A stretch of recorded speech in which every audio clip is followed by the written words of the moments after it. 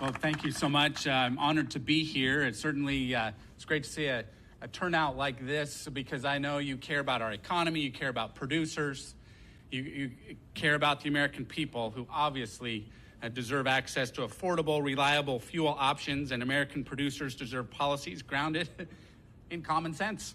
Imagine that. Not political gamesmanship, and so that is exactly what nationwide, year-round E15 delivers. Unfortunately, there's been a bit of a smear campaign full of misinformation aimed at preventing our efforts from succeeding. And let me just set the record straight, perhaps. Our opponents claim this legislation is an unfunded mandate. No, that's false. My nationwide Consumer and Fuel Retailers Choice Act does not require retailers to sell E15, nor does it force anyone to blend or market a new fuel product. Let me be clear. What it does is provide certainty and flexibility for retailers, huge champions of this legislation, by the way, who choose to offer E15 during the remaining 3 months of the year. It expands consumer choice. It does not impose government mandates. Critics might say E15 raises prices for consumers, when in reality, E15 does the opposite. In fact, it has proven to lower prices at the pump by about 30 cents per gallon on average.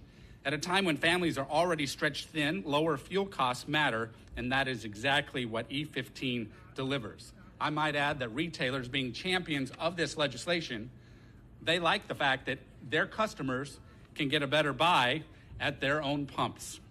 There have been claims made that this proposal would put refiners out of business. Again, false. Many of the refiners making these claims went years without even applying for small refinery exemptions.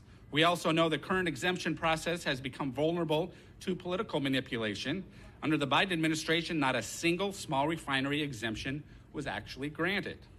Our proposal fixes this problem by replacing uncertainty and political maneuvers with a very straightforward system that automatically grants exemptions to eligible small refineries, ensuring there are fewer games, greater transparency, and a fairer process for everyone involved. Let's not forget there's evidence that some refiners are inflating their hardship depending on who they are talking to. Attorneys General Mike Hildreth of Nebraska and Brenna Bird of Iowa recently highlighted these concerns in a letter outlining how certain refiners have taken inconsistent positions for their own advantage. Another criticism is independent refiners were not consulted during negotiations. False. I have worked on nationwide year-round E15 for a long time, and throughout that time, we have brought stakeholders from every part of the fuel supply chain to the table, multiple times. Not long ago, many biofuel and agriculture stakeholders opposed any expansion of small refinery exemptions or restrictions on reallocating obligations. In this deal, they compromised. Refiners of all sizes were consulted. Many support this proposal today. Those who remain opposed, in many cases, simply were unwilling to meet in the middle. That does happen from time to time. But disagreement with the final outcome does not mean compromise never occurred. In fact, this proposal has support or neutrality from groups representing more than 96% of the domestic fuel supply chain, including fuel retailers, as I mentioned, biofuel producers, refiners, and ag producers in general. We've also heard concerns about taxpayer costs. The truth is the current system is already unsustainable in its current form.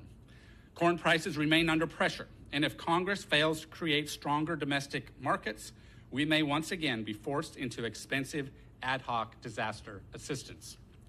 Nationwide, year-round E15 is expected to increase corn demand by more than 2 million bushels annually. We could use that right now, creating stronger markets for producers while reducing the likelihood of future taxpayer-funded bailouts. This is not wasteful spending, it is smart policy. Finally, that's right.